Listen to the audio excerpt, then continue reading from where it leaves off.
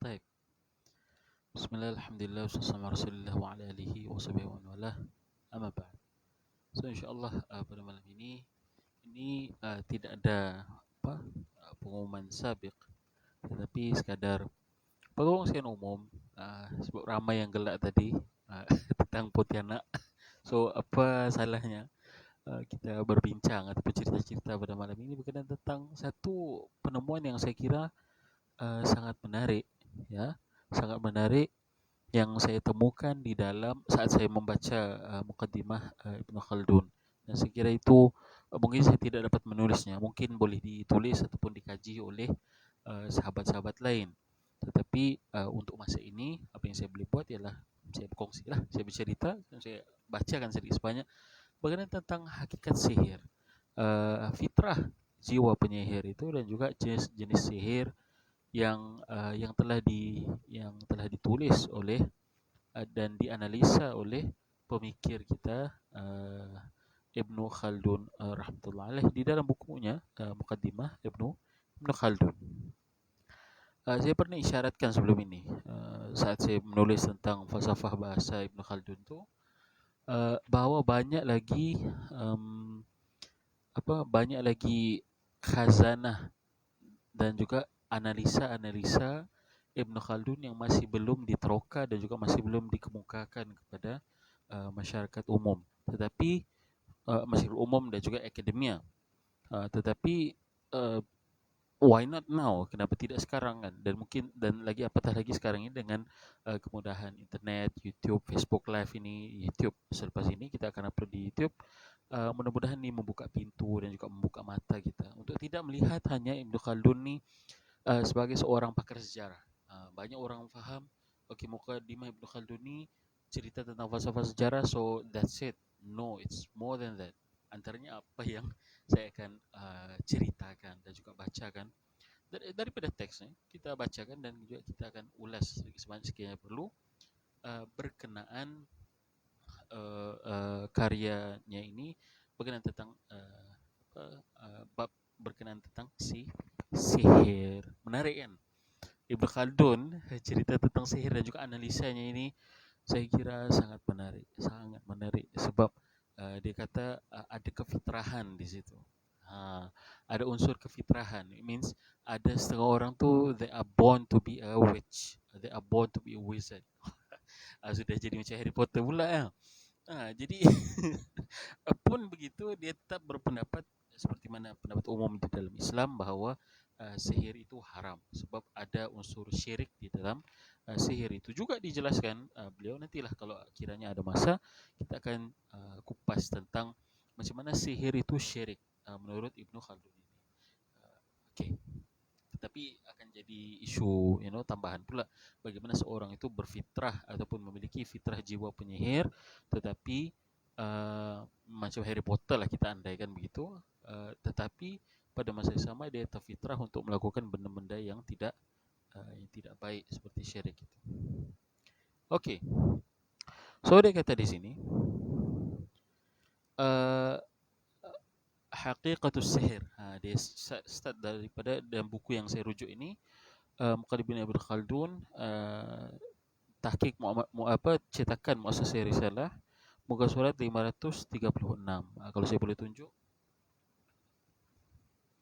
ini bukunya ya. Of course kalau lain tabaah akan lainlah muka suratnya itu, tapi boleh dicari dalam tajuk yang khusus, Ulumus Sihir wa Tilasmat ataupun Tilsamat. Okey, so dia kata situ hakikat sihir ini وذلك أن النفوس البشرية وإن كانت واحدة بالنوع فهي مختلفة بالخواص وهي أصناف وكل صنف مختص بخاصية واحدة بالنوع لا توجد في الصنف الآخر. Dia kata di sini jiwa-jiwa manusia ini walaupun dia itu satu jenis daripada spesiesnya, nau'nya, dia adalah jiwa manusia, tetapi memiliki khawas ataupun speciality, sifat-sifat yang istimewa, berbeza daripada satu jiwa kepada satu jiwa yang lain katanya. Dan dia memiliki pelbagai jenis katanya. وصارت تلك الخواص فطرة وجبلة لصنفها. Dan perkara yang istimewa inilah, ciri istimewa ini yang menjadi fitrah dan juga kecenderungan bagi jenis itu. Macam dikatakanlah, contohnya seorang itu, dia jelaskan di sini, fanufusul anbiya alaihi wassalatu wassalam laha khasiyah tasta'iddu biha lil insilakh min ar-ruhaniyah al-bashariyah ila ar-ruhaniyah al-malakiyah hatta yasira malakan fi tilka al-lamhah allati insalakhat fiha. وهذا هو معنى الوحي كما مر في موضعها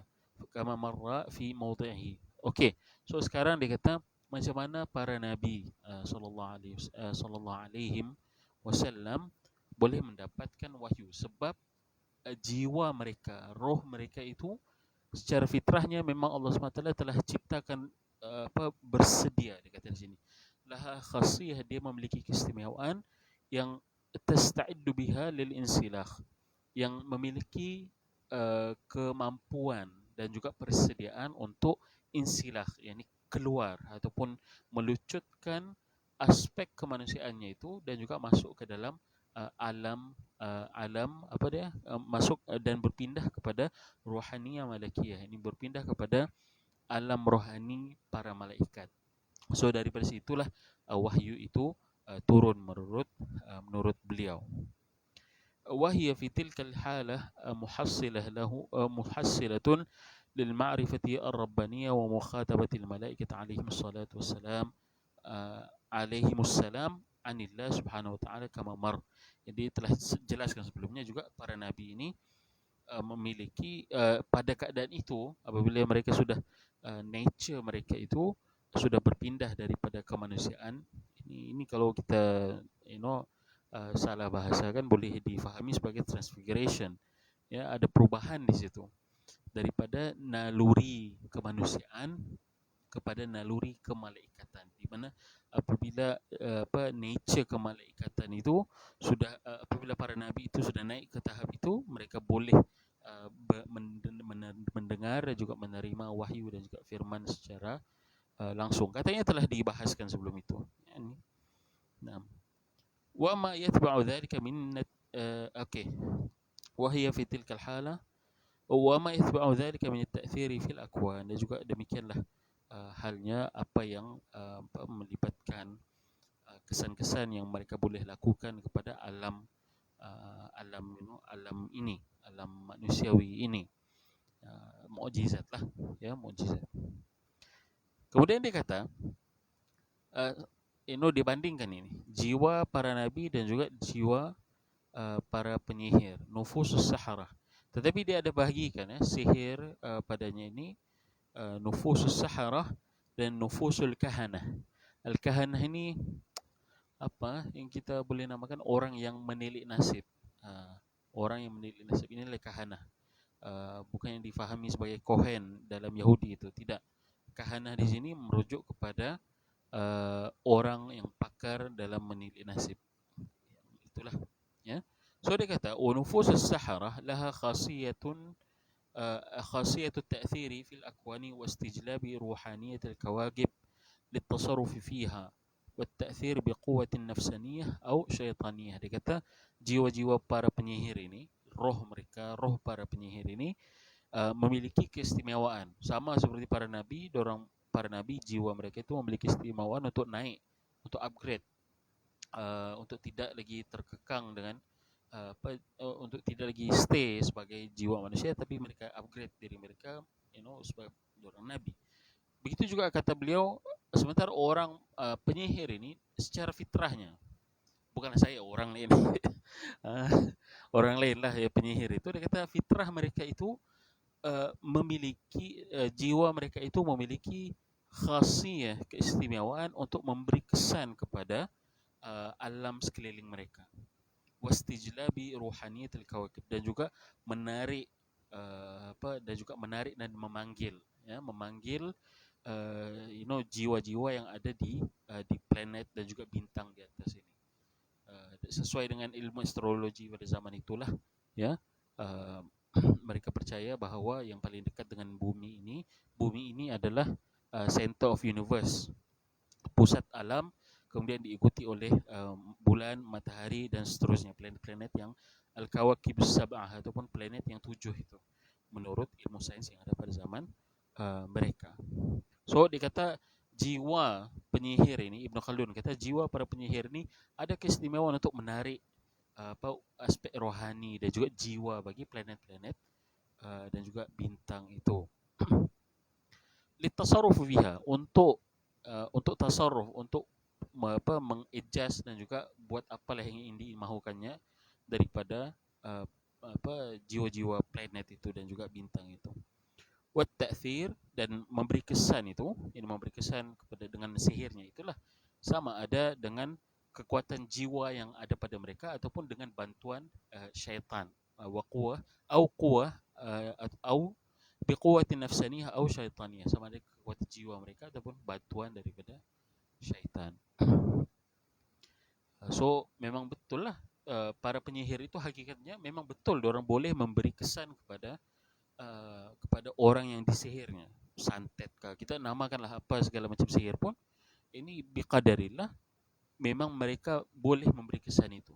Tetapi pada masa yang sama mereka juga telah melakukan syirik kepada Allah Subhanahu wa taala. Atas sebab itulah mereka perbuatan mereka itu dilarang di dalam agama. So dia kata para penyihir ini secara fitrahnya boleh menjadi penyihir. Itu poin Ibnu Khaldun di sini. Tetapi kekuatan dia itu, kekuatan jiwa dia ataupun kekuatan daripada syaitan. Sementara para nabi melakukan mukjizat, melakukan perkara-perkara yang ajaib itu, mukjizatnya lah ya, melalui famadadun ilahiyun wa khasiyatun rabbaniyah. Karena bantuan daripada Rabbani, daripada Allah Subhanahu wa taala, dan juga keistimewaan yang diberikan oleh Allah Subhanahu wa taala kepada para nabi ini. Itu jiwa penyihir, fitrah jiwa penyihir.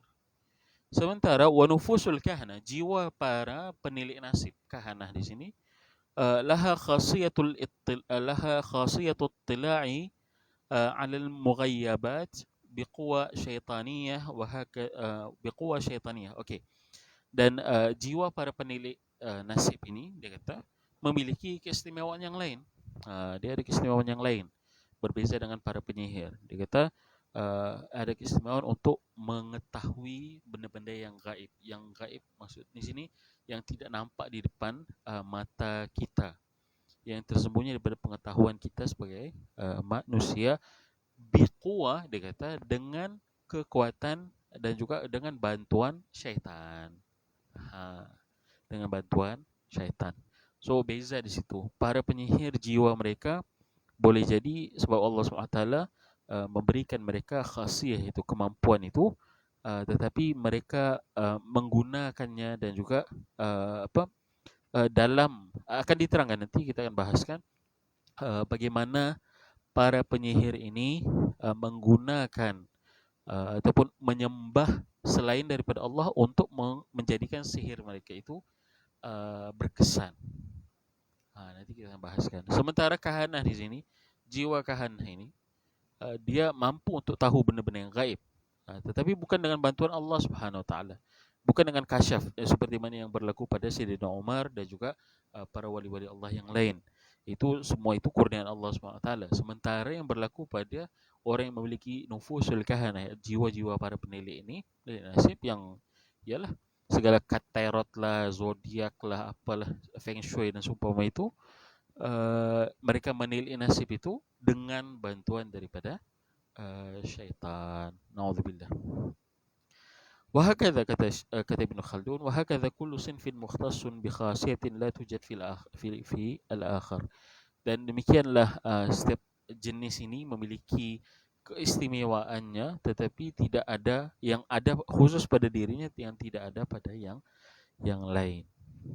Okay, so dia bahaskan tentang fitrah para nabi, jiwa para nabi yang bersedia untuk berpindah daripada alam manusiawi kepada alam malaikat. Dia telah bahaskan tadi, dan semua itu dengan bantuan ilahi.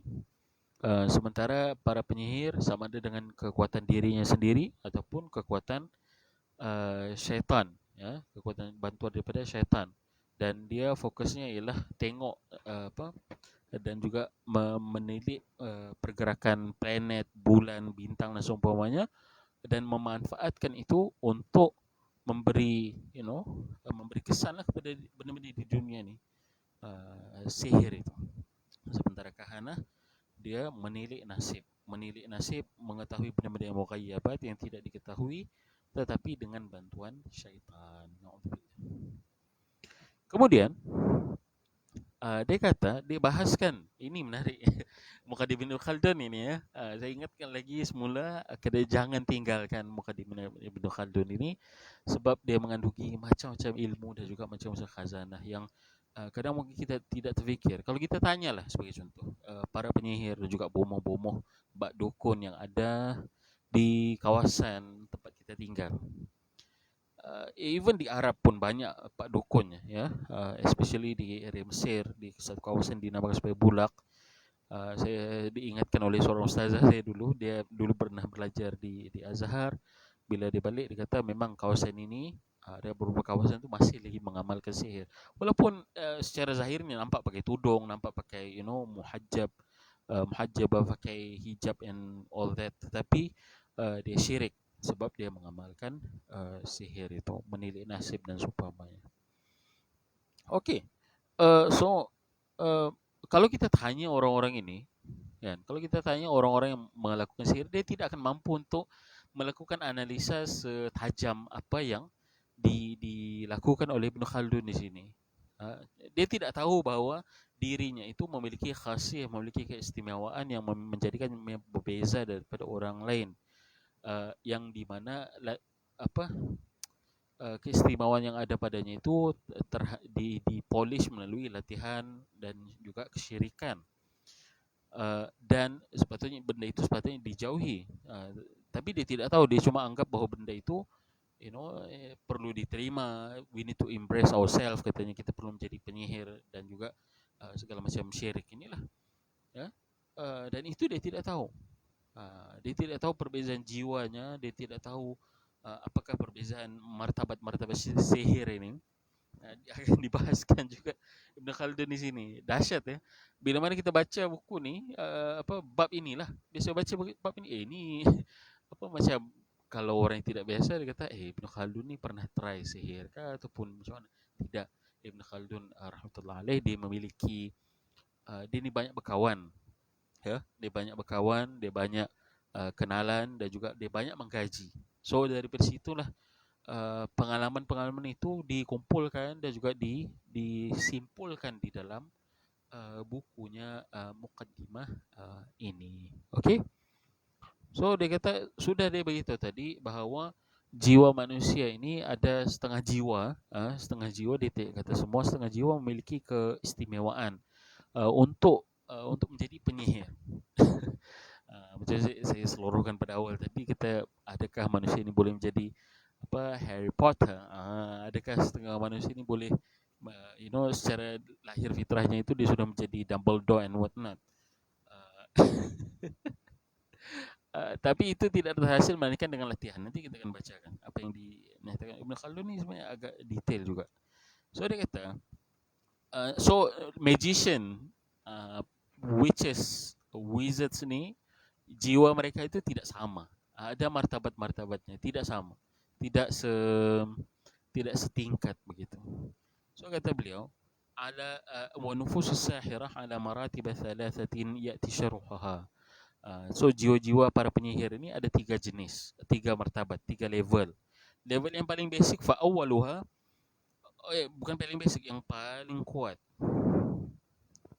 فأولها المؤثرة بالهمة فقط من غير آلة ولا معين، وهذا هو الذي تسميه الفلاسفة السحر. Okay, apa tu? Emoji apa tu, saya tidak nampak. Okay, wizard. Okay. So dia kata para penyihir ni, dia kekuatan jiwa dia itu, fitrah yang ada pada dia itu, yang paling level tinggi dia kata, yang mu'athirah bil himmati faqat, yang memberi kesan melalui himmah, niat dia punya macam Dia punya macam, ialah niat dia lah, gerakan hati dia ke, okey aku nak terbang, sebagai contoh. Mungkin terus dia terbang. Aku nak orang ni mati, qadarillah dia mati. Aku nak bezanya kita dengan para penyihirnya, kita kena cucuk dulu kan pada leher orang yang ingin dibunuh itu, barulah dia mati. Tetapi penyihir ini dengan level yang tertinggi ini, dia boleh buat dengan himmahnya ataupun sekadar sekadar niatnya saja. So kata beliau, hadza huwa alladhi tusammihi al-falasifatu as-sihra. Inilah yang dinamakan sebagai ahli falsafah oleh ahli falsafah sebagai sihir. Ini sihir hakiki. Inilah dengan himmah saja dia boleh fikir, oh hari ini contohnya hari ini adalah hari ataupun bulan ini Ogos kan. So zodiak Leo. So pada bulan ini ada bulan api. Segala kekuatan-kekuatan api yang ada di dunia ini akan menjadi lebih kuat, sebagai contoh. Ya. So dengan itu dia meniatkan, meniatkan rumah tu terbakar, rumah ni terbakar, Turki terbakar and whatnot. So dengan niatnya itu dia boleh memberi kesan. Katanya ini level yang tertinggi bagi penyihir itu. Nauzubillah. So yang kedua, wathani bimu'inin min mizajil aflaki awil anasir aw khawasil a'dad wa yusammunaha at-tillasamat aw at-tillasmat at-tillasamat wa huwa ad'afu rutbatan min al-awwal. Okey, yang kedua. Okey, sorry ya. Tadi kita kata guna zodiak tu semua. Guna zodiak ni yang level kedua.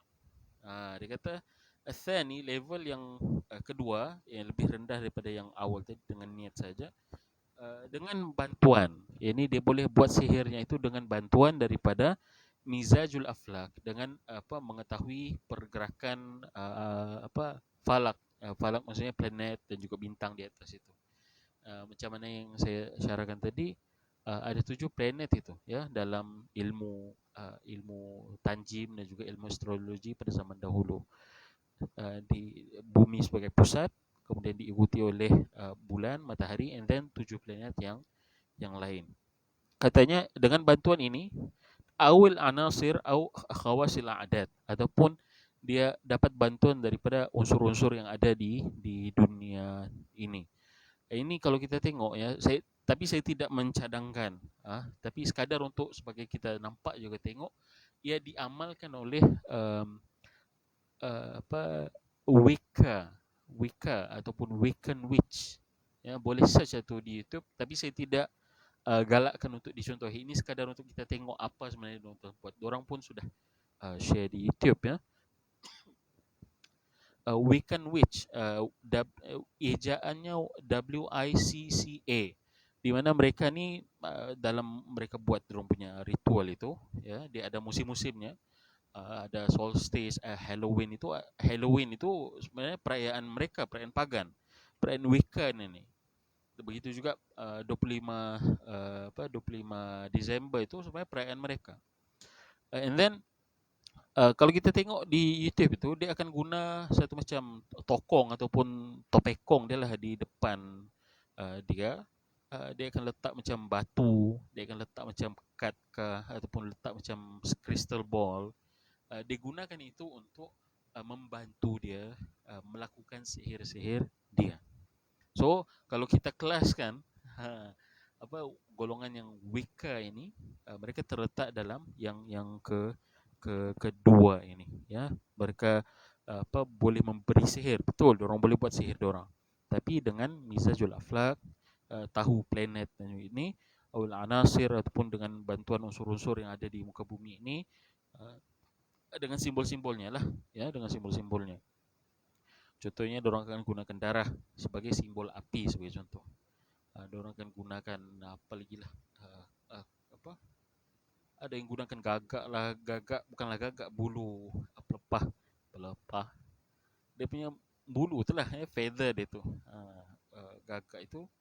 Ataupun dia gunakan al-a'dad, nombor. Nombor. Ini agak menarik sebab kita di Malaysia pun terkenal ya dengan satu tradisi wafak. di mana satu rajah dilukis. Rajah itu dilukis dengan segi empatnya, dan diisilah rajah itu dengan kotak-kotak kecil dengan nomor-nomor dan juga huruf yang sebenarnya kita bagi orang biasa yang kita tengok itu kita tahu di huruf Jawi, nomor Jawi, tapi kita tidak faham apakah di sebalik daripada penulisan nombor dan juga gabungan kombinasi nombor dan huruf tersebut. Tapi bagi orang yang pakar sihir ini, dia tahu, dia gunakan itu sebagai pelaris sebagai contoh. Dan ini banyak. Ini banyak. Kita pergi ke kedai-kedai, even kedai makan ataupun pergi ke pasar malam, dululah time ada sebelum PKP ni kan. Pergi ke pasar malam, kita tengok ada setengah kedai itu dia akan letak di kedainya ada semacam azimat atau tangkal dengan huruf dan juga nombor Jawi dan peta-peta itu. Itu saya cenderung untuk berpendapat bahawa itu bahagian daripada sihir ini. Tengok dinyatakan di sini Ibn Khaldun mengatakan bahawa mereka para penyihir ini menamakan itu sebagai tilasmat ataupun tilsamat, ataupun dalam bahasa Inggrisnya talisman, ataupun dalam bahasa Melayunya ajimat. Zimat itu menggunakan nombor-nombor itu. Okay. Wa huwa adhafu rutbatan min al-awwal. Ini levelnya lebih rendah daripada yang awal tadi. Yang awal tadi dengan niatnya saja. Yang kedua ini mungkin dengan apa tadi? Dengan gerhana. Dengan gerhana katanya kuasa bulan, matahari and whatnot. Katanya pada waktu ini cinta akan jadi lebih kuat. So kita kena buat sihir dalam tempoh gerhana ini. Kullu syirkiyat. Hanya syirik kepada Allah Subhanahu wa taala. Tapi adakah dia memberi kesan? Memberi kesan, tetapi dia syirik. Dia syirik. Dia memberi kesan kepada orang. Sebab itulah para penyihir ini lebih mereka itu wajib dibunuh secara hudud, bukan qisas.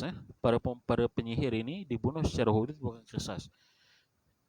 Contohnya, ada seorang penyihir di satu kawasan, satu kampung.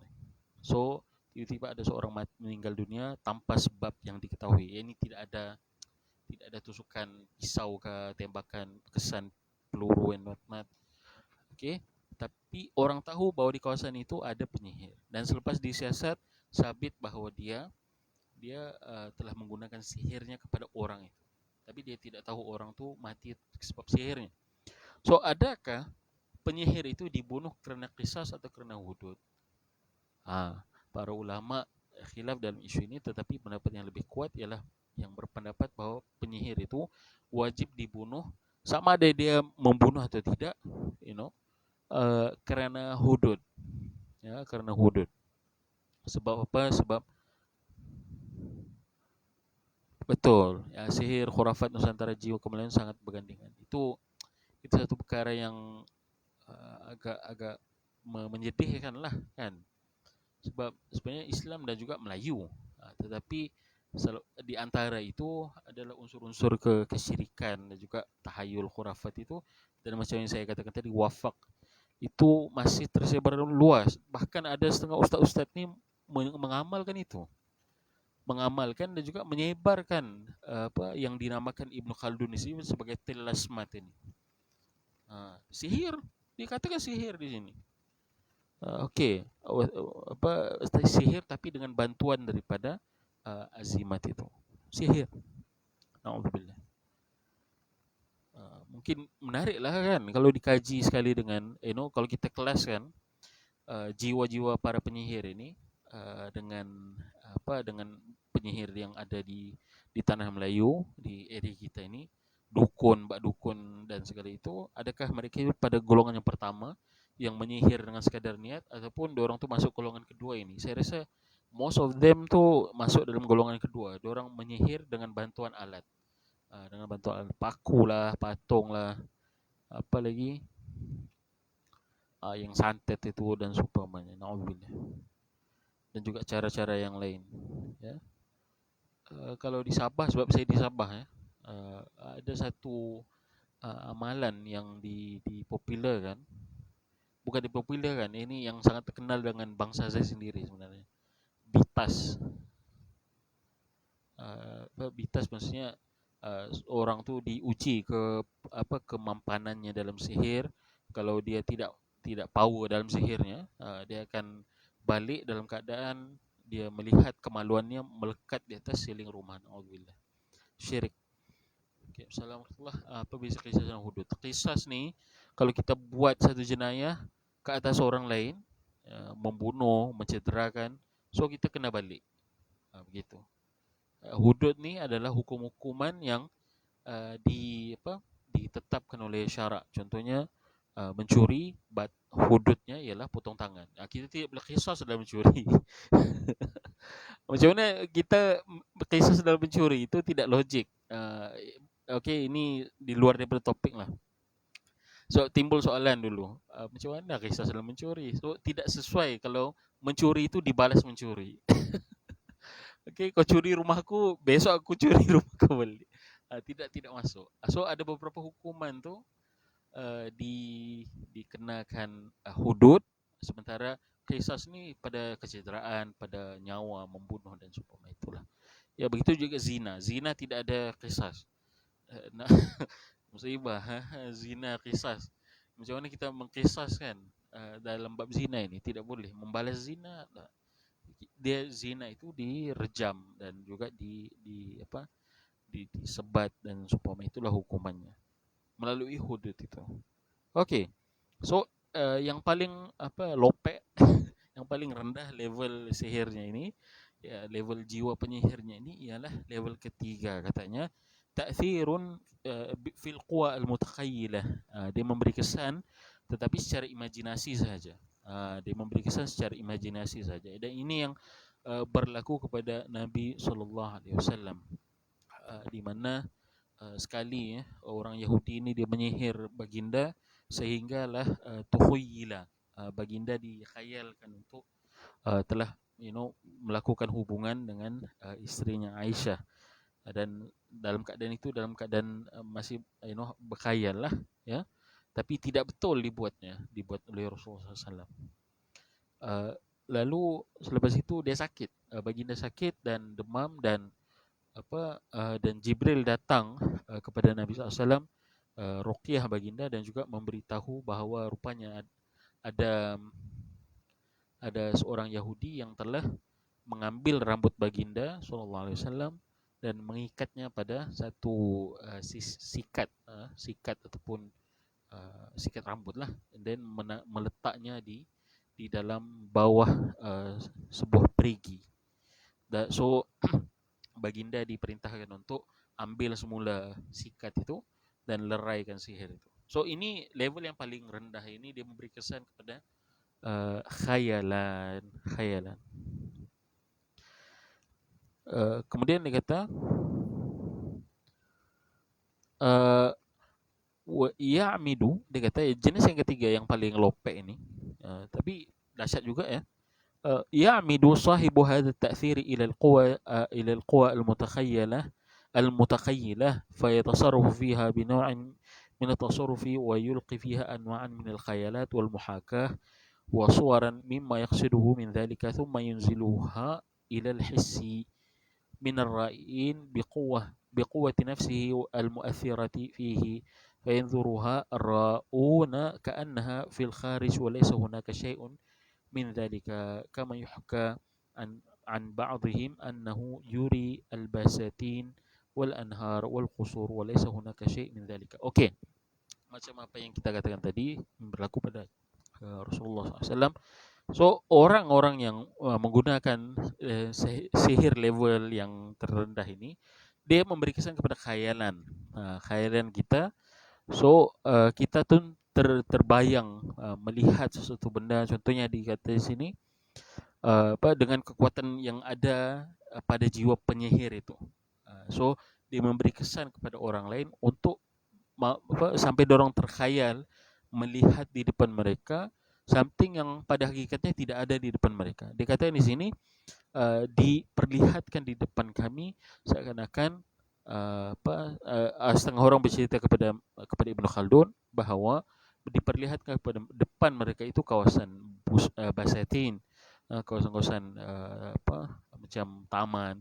Tapi sebenarnya depan tu bukan, tidak ada taman pun, tidak ada sungai pun di depan tu, tapi dengan kekuatan para penyihir ini, diorang gunakan, memberi kesan kepada kuah mutakhayilah. Ini dia kawal ini khayalan orang-orang yang disihir itu. Mungkin pukau termasuk daripada yang level yang lopek ini, ya level yang ke yang terakhir ini. Boleh jadi, betul tidak? Kan, sebab dia beri khayalan, kata kau kena bagi duit kau kepada aku. So orang tu pun dikeluarkanlah duit daripada ini selalu berlaku di Malaysia pada cashier kan. Cashier kedai. Allah. Pada makcik-makcik tua yang jual-jual di tepi jalan tu. Dipukau, kata ditepuk ke ataupun ditegur, terus fikirannya jadi macam kosong. So dia pun keluarkan duit dan dia bagi duit itu kepada orang yang memukau itu. Sihir lah. Okay. So ini katanya okay. ويسمى هذا عند الفلاسفة الشعوذة أو الشعبذة وهذا تفصيل مراتبه Dia kata inilah yang dinamakan oleh ahli falsafah sebagai sya'wadah. Sya'wadah ni kalau kita namakan sebagai silap mata, tapi bukan silap mata ya. Silap mata trik yang kita pakai kad dan sebagainya itu, tidak, bukan itu. Ini maksudkan oleh Ibn Khaldun di sini sya'wadah yang real, yang maksudnya yang betul-betul kita terkhayal, disebabkan oleh sihir itu. Na'udzubillah. So dia kata ثم هذه الخاصية تكون في الساحر بالقوة شأن القوى البشرية كلها. Dia kata potensi untuk menjadi penyihir ini ada pada setiap penyihir itu secara kuah. Ini potensinya. Tetapi seperti mana potensi yang ada pada orang-orang yang orang-orang lain. Macam potensinya untuk menjadi orator ataupun pemidato yang hebat. Ada potensinya di dalamnya. Tapi perlukan kepada latihan, begitu. So begitu ya penyihir ini.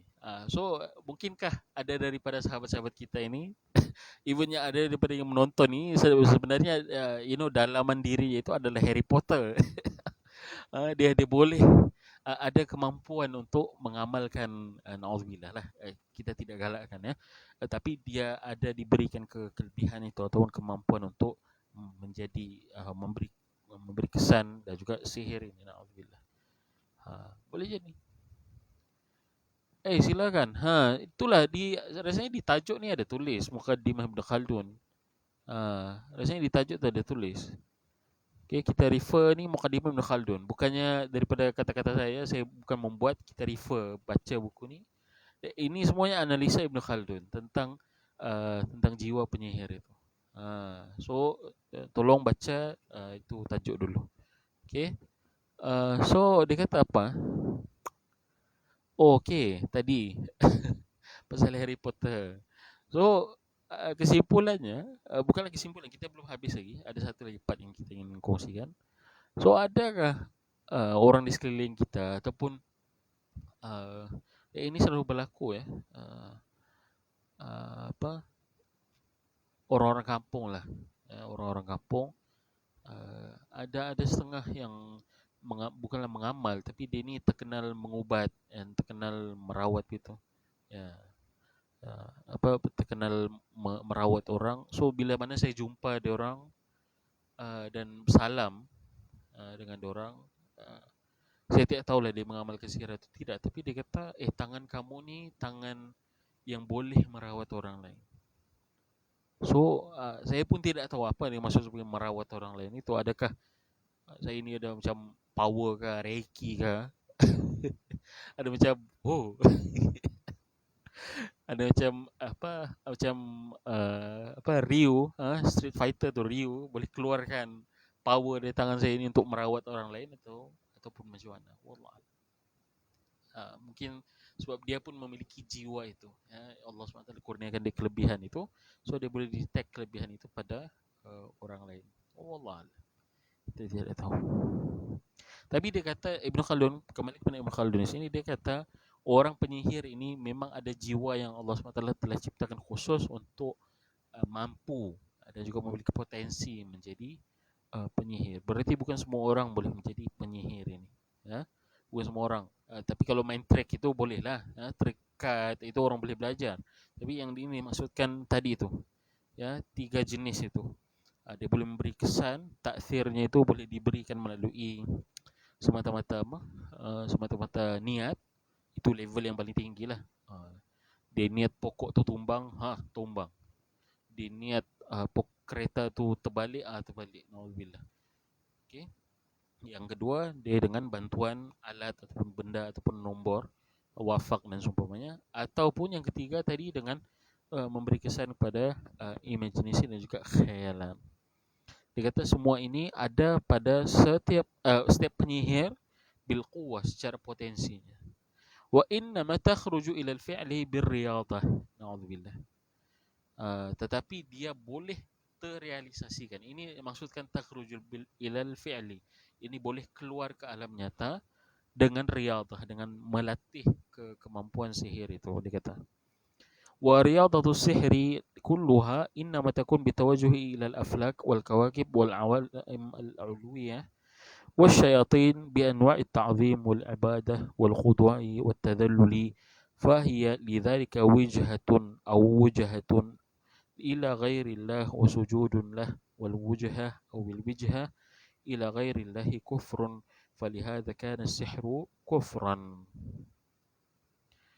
Okey, dia simpulkan di sini. Menarik. Dia kata, so macam mana orang sihir ni, penyihir ini dia train kemampuan dia dan juga kehebatan dia dalam sihir dia itu. Kata Ibn Khaldun, katanya dengan tawajuh, dengan memfokuskan dan juga macam bertafakur ataupun bertapa dan juga hanya berfokuskan kepada fikirannya itu, difokuskan kepada kepada aflak gitu, kepada planet-planet dan juga bintang-bintang yang di atas, dengan sesuai dengan ilmu sihirnya lah, ya. Dan juga al-awalim al-ulwiyah, ini alam-alam rohani yang tinggi, seperti alam malaikat. So dia fokus dan juga bertapa dan juga menutup matanya, beryoga ke apakah untuk memfokuskan supaya dia dapat ke alam itu dengan jiwanya, ataupun dengan bertawajuh kepada syaitan. Ini isunya. Ini juga isu yang tadi itulah, kan? Dia bertawajuh, dia berfokus, dia menumpukan hatinya semuanya kepada syaitan. Dan ini ini berlaku di oleh banyaklah mbak-mbak dukun dan juga bomoh-bomoh di Malaysia ini, ya. Mereka bertawajuh kepada syaitan.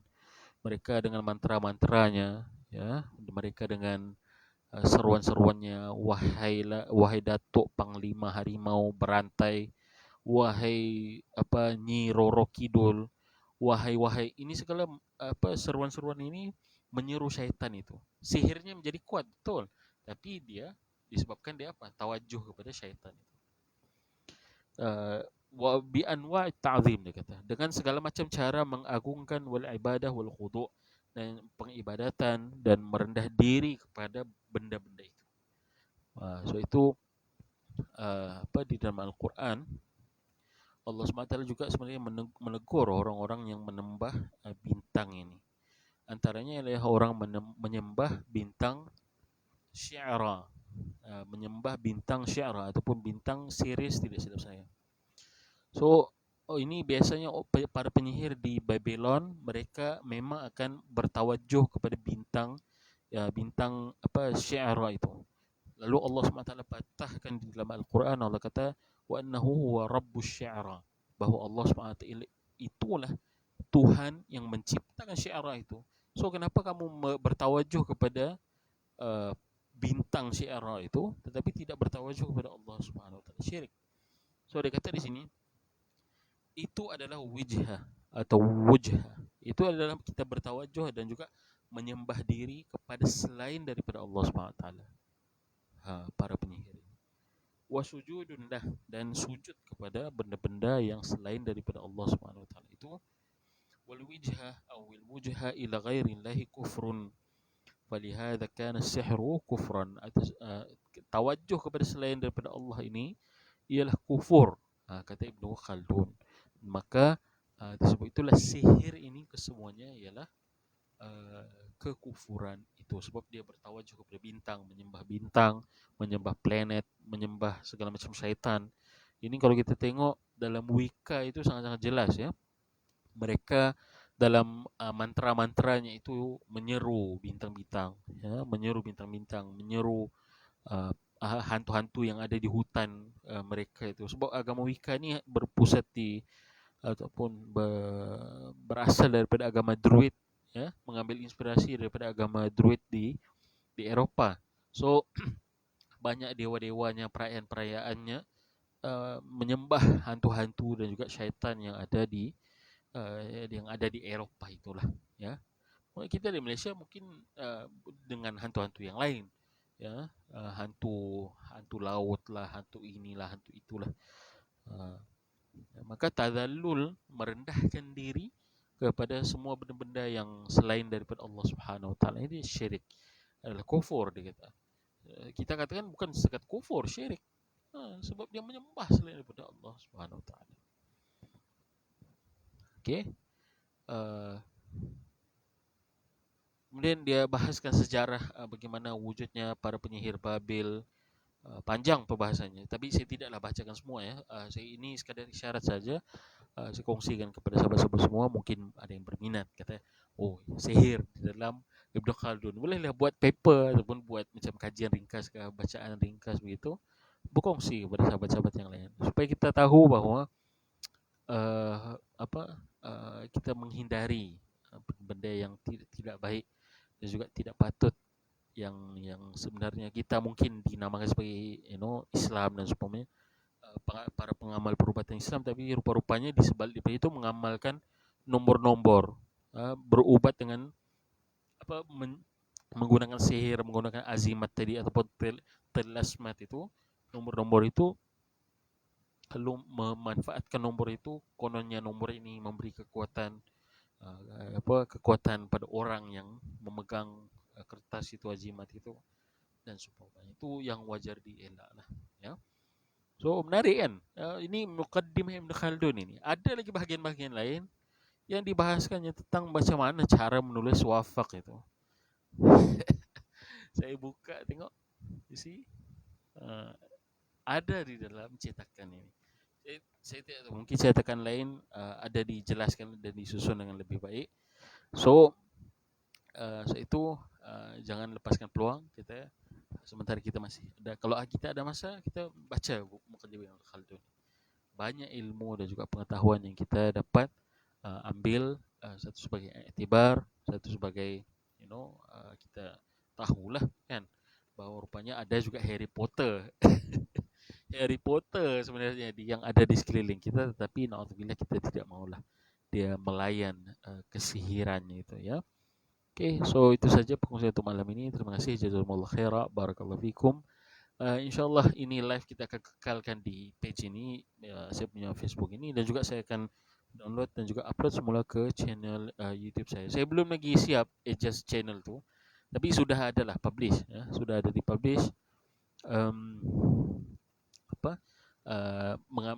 Mengambil masa sikit lah untuk kita kongsikan dan juga edit semua. Tapi yang apa yang saya kongsikan pada hari ini, kita akan kongsikan juga di channel YouTube itu, insyaAllah. So mungkin ada yang tertanya, kenapa borak-borak Kak Ponti? Ponti itu apa? Pontianak. Kita cerita tadi kita cerita tadi kata tentang ni ada satu buku, satu gambar, menarik gambar tu. Saya sangat mengidam lah dengan ada library dengan cara yang begitu kan, ada cermin besar.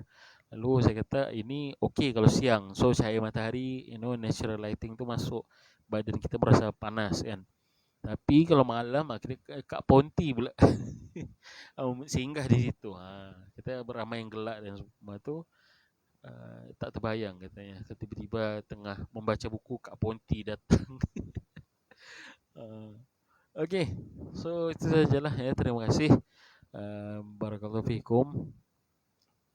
Mungkin ada perbincangan lagi kah ataupun ada persoalan, saya sedia untuk membantu, especially berkaitan tentang Muqaddimah Ibn Khaldun ini, sebab ini bab biasanya orang kaji tentang sejarahnya, falsafah sejarah Ibn Khaldun dan sebagainya itu, tapi kurang yang mengkaji macam inilah apa yang kita bincang pada malam ini.